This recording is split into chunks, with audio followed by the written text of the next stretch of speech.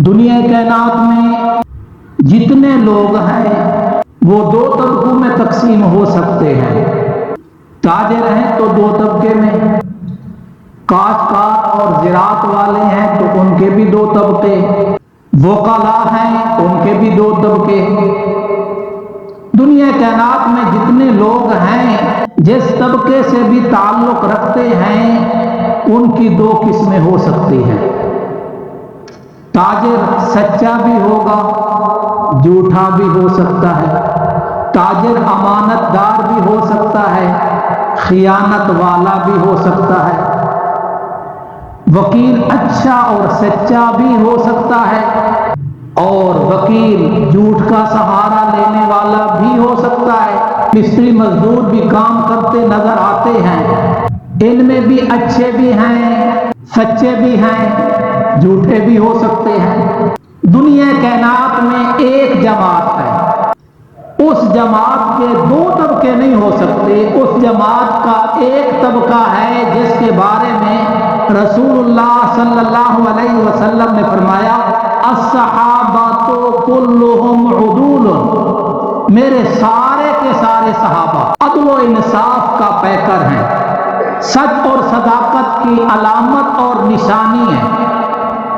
وہ سارے کے سارے حق اور سچ کے ساتھ انہوں نے اپنے اللہ اور اس کے رسول کو راضی کیا۔ میرے اور آپ کے نبی صلی اللہ علیہ وسلم کا ایک فرمان مشہور ہے، اصحابی کالنجوم فبأیہم اقتدیتم اہتدیتم۔ یہاں رسول خدا صلی اللہ علیہ وسلم نے صحابہ کو ستاروں کی مانند قرار دیا اور فرمایا جو بھی جس صحابی کے نقش قدم پہ چلے گا وہ ہدایت پا جائے گا۔ قرآن مجید کہتا ہے اذا قیل لہم آمنوا کما آمن الناس، قرآن بولتا ہے اور قرآن کہتا ہے جب کہا گیا ان کو ایمان لے آؤ جیسے ایمان لے آئے یہ لوگ، تو کون لوگ ہیں؟ صحابہ کرام۔ میں نے گزشتہ جمعہ بھی ایک بات عرض کی تھی کہ ہر ایک پہ تنقید ہو سکتی ہے، ایک صحابہ کی جماعت ہے جس پہ تنقید نہیں ہو سکتی۔ کیوں نہیں ہو سکتی؟ کہ میرے اور آپ کے نبی صلی اللہ علیہ وسلم نے فرمایا ان اللہ اختارنی، اللہ تبارک و تعالی نے مجھے چنا۔ مجتبیٰ میرے نبی کے ناموں میں سے ہے، مصطفیٰ بھی میرے نبی کے ناموں میں سے ہے۔ میرے اور آپ کے نبی صلی اللہ علیہ وسلم نے فرمایا ان اللہ اختارنی، اللہ نے مجھے پسند کیا، مجھے چنا، واختار لی اصحابی، اور اللہ نے میرے صحابہ کو بھی چنا۔ جو لفظ اپنے لیے استعمال کیا رسول خدا صلی اللہ علیہ وسلم نے وہی اختارنی واختار لی اصحابی۔ صحابہ بڑی شان مقام والے ہیں۔ یہاں جو رسول خدا صلی اللہ علیہ وسلم فرما رہے ہیں اللہ نے مجھے چنا اور میرے صحابہ کو چنا، اگر میرے نبی کے صحابہ کو دیکھنا ہو تو میرے نبی کے صحابہ کی اٹھک بیٹھک دیکھو کس کے ساتھ ہے، تو کس کے ساتھ اٹھنے بیٹھنے والے ہیں؟ نبی صلی اللہ علیہ وسلم کے ساتھ۔ صحابہ کا دوست رسول خدا صلی اللہ علیہ وسلم، رسول اللہ صلی اللہ علیہ وسلم کے دوستوں کو دیکھیں گے تو پھر کون نظر آئیں گے؟ صحابہ کرام۔ گزشتہ سے پہلے جمعہ بھی عرض کیا تھا کہ امیر معاویہ کے بارے میں لوگ تان و تشنیع کرتے ہیں اور ہم سادہ لوگ مسلمان کہتے ہیں چلو جی کوئی ایسی بات ہوگی، وہ گزشتہ جمعہ بتایا تھا۔ اب آگے سنیے، امیر معاویہ رضی اللہ تعالی عنہ صحابی رسول ہیں۔ امیر معاویہ رضی اللہ تعالی عنہ ہم ولف ہیں نبی صلی اللہ علیہ وسلم کے۔ ازواج مطہرات میری اور آپ کی کیا لگتی ہیں؟ میرے خیال کے مطابق سمیت میرے آپ ہی شاید اپنی ماں کا دفاع نہ کریں، یہ ممکن ہے، لیکن آپ کے سامنے ازواج مطہرات میں سے کسی کی کوئی شان میں گستاخی کرے تو آپ برداشت،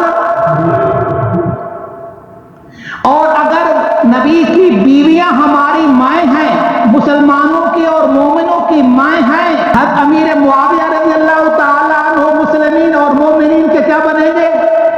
ان کو خال المسلمین والمومنین کا لقب ملا ہے، یہ مومنوں کے ماموں ہیں۔ کہتے ہیں جی امیر معاویہ رضی اللہ تعالی عنہ نے منبر استعمال کیا اور خاندان علی پر تبرہ کیا، خاندان علی کی شان میں گستاخی کی، شان علی اور خاندان علی میں گالیاں دی۔ بے ذرا وہ ہمیں دکھاؤ تو صحیح کہاں لکھی ہوئی ہیں گالیاں، دکھاؤ تو صحیح، گالی بتا رہے ہو کہ گالیاں دی ہیں، وہ ذرا دکھاؤ تو صحیح۔ لیکن یہ بھی الزامی جواب ہے۔ دوسرا جواب، آپ کے والد کی کوئی انسلٹ کریں، آپ اس کے ساتھ بولنے کے لیے تیار نہیں ہوتے، آپ اس کے ساتھ رشتے ناطے جوڑنے کے لیے تیار نہیں ہوتے۔ کیا خیال ہے جنت کے شہزادوں کے بارے میں؟ ان کے بابا کو، ان کے خاندان کو گالی دیں اور حسن و حسین خاموش رہیں؟ آگے جواب دیتے ہیں جی ان کو پتہ نہیں چلا۔ جس زمانے میں خاندان علی کی توہین ہو رہی ہے اسی زمانے میں حسن و حسین موجود ہیں، اور پھر کہتی ہے ممبر پہ، ارے ممبر کی باتیں چھپی نہیں رہتی، کسی کونے خطرے میں بات کی جائے تو وہ چھپتی ہے۔ حضرت حسن و حسین رضی اللہ تعالی عنہ کو پتہ نہیں چلا، اسی زمانے میں رہ رہے ہیں۔ حضرت حسن رضی اللہ تعالی عنہ اور حضرت حسین رضی اللہ تعالی عنہ، حضرت حسن تقریباً کم و بیش 6 ماہ امیر المومنین رہے، خلافت کے عہدے پہ رہے، پھر خلافت سے استعفیٰ دے کر دستبردار ہوئے کس کے حق میں؟ حضرت امیر معاویہ کے حق میں، اور اسی حالت میں 10 سال زندگی گزاری ہے تقریباً کم و بیش۔ آ جاتے ہیں جنگ احد میں، اور جنگ احد میں بھی وہ کم و بیش 40 شخص نے نبی صلی اللہ علیہ وسلم کا بہت نقصان کیا، دین کا بہت نقصان کیا، صحابہ کرام شہید ہوئے کم و بیش 40 افراد کی وجہ سے۔ وہ جو درہ چھوڑا تھا احد کا، آ رہی ہے سمجھ آپ کو؟ وہ درہ چھوڑا، خالد بن ولید اسی راستے سے آئے اور مسلمانوں پہ، صحابہ کرام پہ نبی صلی اللہ علیہ وسلم کی ذات بھی موجود ہے اور ان پہ تیر برسا دیے، صحابہ شہید ہوئے، حتیٰ کہ آقا صلی اللہ علیہ وسلم کا چچا حمزہ رضی اللہ تعالی عنہ بھی شہید ہوئے۔ بھی یہ صحابہ حکم عدولی کرنے والے ہیں، انہوں نے اللہ کی بات نہیں مانی، اللہ کے رسول کی بات نہیں مانی، جس سے دین کو، صحابہ کو بڑا نقصان ہوا۔ اور یہ عام سادہ مسلمانوں کے سامنے جب بات کی جائے نا تو کہتے ہیں گل تو تہاڈی ٹھیک ہے جی، بات تو ایسی ہے جی، نقصان تو ہوا، نبی صلی اللہ علیہ وسلم کا دانت مبارک شہید ہوا، سر مبارک زخمی ہوا۔ پھر میں آپ سے سوالیہ انداز کروں گا، دین کا نقصان ہوا، اللہ کا حکم توڑا تو اللہ کو ناراض ہونا چاہیے، نبی صلی اللہ علیہ وسلم کی ذات کا نقصان ہوا تو نبی صلی اللہ علیہ وسلم کو ناراض ہونا چاہیے۔ نہ اللہ ان سے ناراض، نہ رسول اللہ صلی اللہ علیہ وسلم ان سے ناراض، بلکہ قرآن نے ان کا تذکرہ کیا، وَلَقَدْ عَفَا عَنْهُمْ۔ یہ قرآن مجید صحابہ کی شان بیان کرتا ہے، وَلَقَدْ عَفَا عَنْهُمْ۔ اس میں کیا ہے؟ لام بھی تاکید کے لیے، قد تحقیق کے لیے، اور قد جب ماضی پہ ہے تو قسم کا معنی ہے۔ اب معنی کیا ہوگا؟ اللہ کہتا ہے مجھے اپنی ذات و صفات کی قسم، جو احد میں جو معاملہ ہوا میں نے ان کو معاف کر دیا۔ وہ پنجاب پہ جا کر جنہاں دا قصور کیتا ہے اللہ، اس کے رسول اور صحابہ کا جنہاں دا قصور کیتا ہے انہاں تے معاف کر چھڑیا ہے۔ صرف اللہ نے معاف نہیں کیا، اللہ تبارک و تعالیٰ کہتا ہے فاعف عنہم، میرا پیغمبر تسی بھی معاف کرو، واستغفر لہم، ان کے لیے بخشش کی دعا کرو، مشاورہم فی الامر، کب جب دین کا معاملہ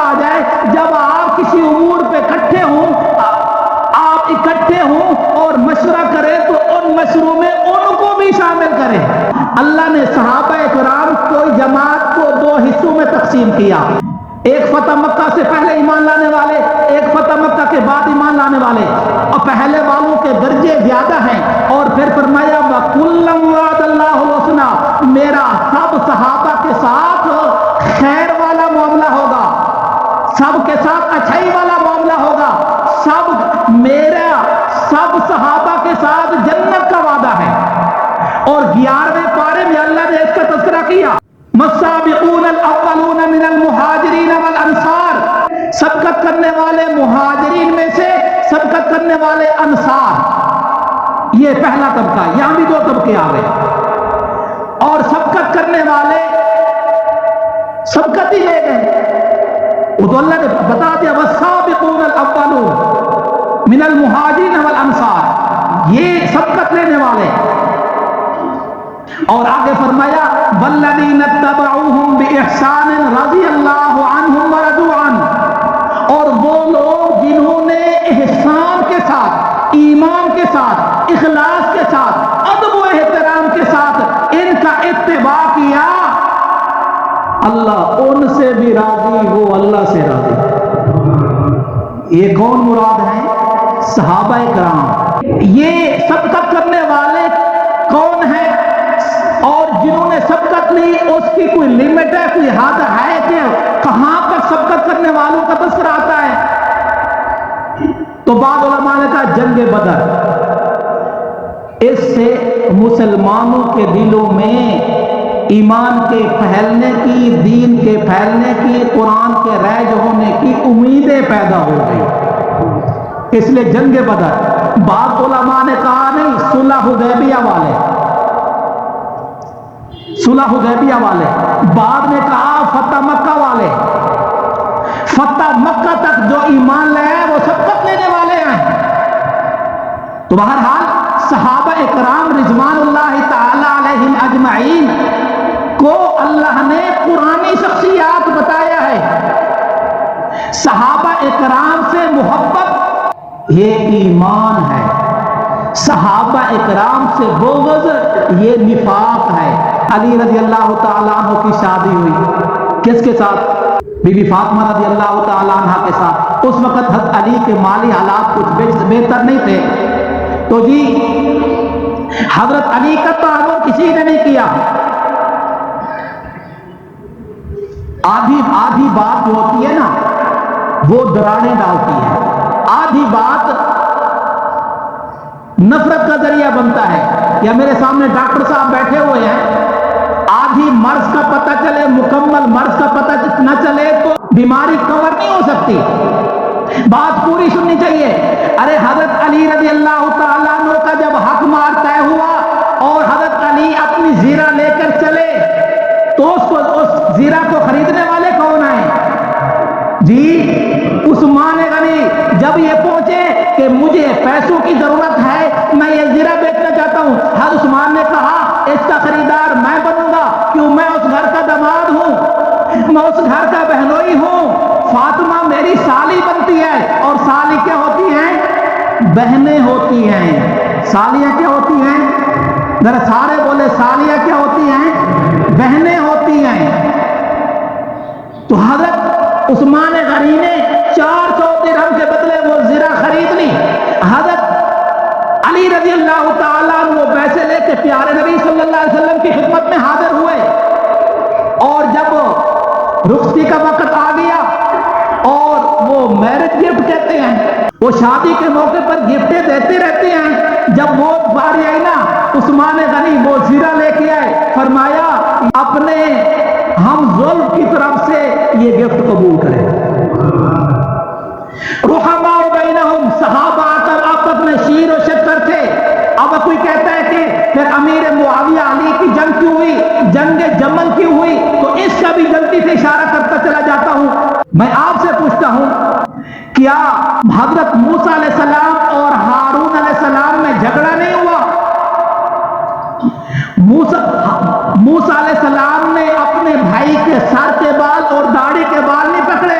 قرآن کہتا ہے لا تاخذ بلحیتی ولا براسی، میرے سر کے بال اور داڑھی کو چھوڑیے، انہوں نے جو بت پرستی شروع کر دی، اس بچڑے کی عبادت شروع کر دی، میں نے ان کو بڑا سمجھایا اور میں ان سے جدا نہیں ہوا، اس لیے کہ پھر جماعتیں دو بن جائیں گی، پھر ان کو کھلی چھوٹ مل جائے گی۔ ایک امام، ایک عالم، ایک قاری کی موجودگی میں کچھ نہ کچھ لحاظ ہوتا ہے، اس لیے تو اب یہ سگے بھائی ہیں، سگے بھائی، ایک ہی ماں ایک ہی باپ کی اولاد ہے، تو کسی کی ضرورت ہے کہ حضرت موسیٰ علیہ السلام اور حضرت ہارون علیہ السلام کے اوپر کوئی فتویٰ لگائے؟ صحابہ اکرام کا اختلاف بھی ہمارے دین کی تکمیل کا ذریعہ بنا، صحابہ اکرام کی بھول بھی ہمارے دین کی تکمیل کا ذریعہ بنا، صحابہ اکرام کا روزہ توڑنا بھی ہمارے دین کی تکمیل کا ذریعہ بنا۔ اللہ تعالیٰ نے ہمارے نبی کو چنا، اللہ تبارک و تعالیٰ نے ہمارے نبی کے صحابہ کو بھی چنا ہے۔